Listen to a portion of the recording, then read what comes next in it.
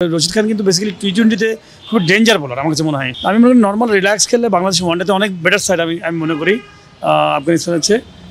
আমাদের main problem যেটা হচ্ছে আমার মনে হয় ব্যাটিংয়ে। খেলার মধ্যে তো জয় পরাজয় অবশ্যই আছে, বাট সেকেন্ড ম্যাচটা যেটা দেখলাম সেটা কিন্তু ব্যাটিংটা আসলে খুব একটা ভালো না। এবং বিশেষ করে আমি বলবো যে ব্যাটিংয়ের যে টাইপের শর্টস খেলা হচ্ছে, উইকেট তো অবশ্যই রশিদ খানের ভালো বোলার বা আফগানিস্তানের ভালো বলার স্পিনার আছে, বাট আমার কাছে মনে হয় যে আমরা আমাদের ক্যারেক্টারের বাইরে খেলছি, যেটা এই রানটা আমার মনে হয় খুব একটা বড় রান ছিল না, বাট অনেক বেশি বাজে শর্টস খেলে ফেলেছি ব্যাটসম্যানদের। এটা আমার কাছে মনে হয় ব্যাটসম্যানদেরকেই ঠিক করতে হবে যে আসলে কী টাইপের শর্টস খেলা উচিত এবং ট্যাকটিক্যাল জায়গাগুলোতে আমরা ভুল করছি। তাই না, একদম উপরে হাফ ভলি বল আমরা সুইপ খেলতে যাচ্ছি, যে জোর করে মিডিকেটের মতো আছি। বাট আমাদের প্লেয়ার আমার কাছে মনে হয় অনেক ভালো player, but somehow short selection আমরা কিছু ভুল করে ফেলছি।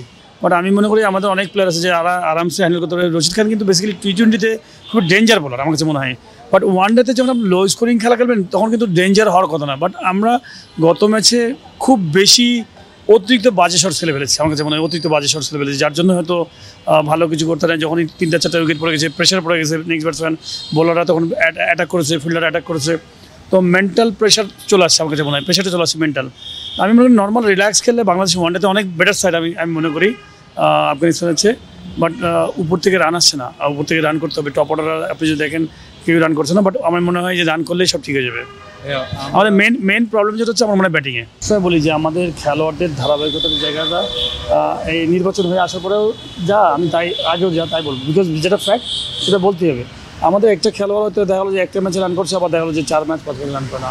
এটা আমি সবসময় বলে আসছি যে প্লেয়ারদেরকে ইন্ডিভিজুয়ালি ইমপ্রুভ করতে হবে। ইন্ডিভিজুয়াল হতে কি, যে আমরা এত সুন্দর ফ্যাসিলিটিস পাই, নিজস্ব দেন সুইপ পুল হুক কাভার টাইপ সবই খেলতে পারি, কিন্তু কোন সময় কোন বলটা আমি খেলবো, কোন সময়টা খেলবো না, এটা ইম্পর্টেন্ট। এটা হচ্ছে আপনাকে মানে একদম মাঠের মধ্যে ডিসিশন নিতে হবে।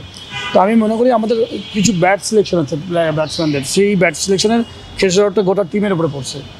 তো আমি আশা করি যে নেক্সট যে ম্যাচটা আছে তারা কাম ব্যাক করবে, এবং টিম আমি মনে করি এখনও ভালো টিম, অনেক ভালো ভালো প্লেয়ার আছে আমাদের, বাট রান করতে হবে ব্যাটসম্যানদেরকে। আমরা অনেক সময় কখনো কখনো কোনো সিরিজ খারাপ হয়ে গেলে বা খারাপ সময় গেলে, আবার ভালো সময় গেলে খুবই ভালো, পুরা সবাই খুব ভালো কাজ করেছে তা না, রেজাল্ট কিন্তু আসে আলটিমেটলি আপনার দীর্ঘ সময় কী করেছেন পিছন দিক থেকে আপনার কিন্তু রেজাল্ট আসে।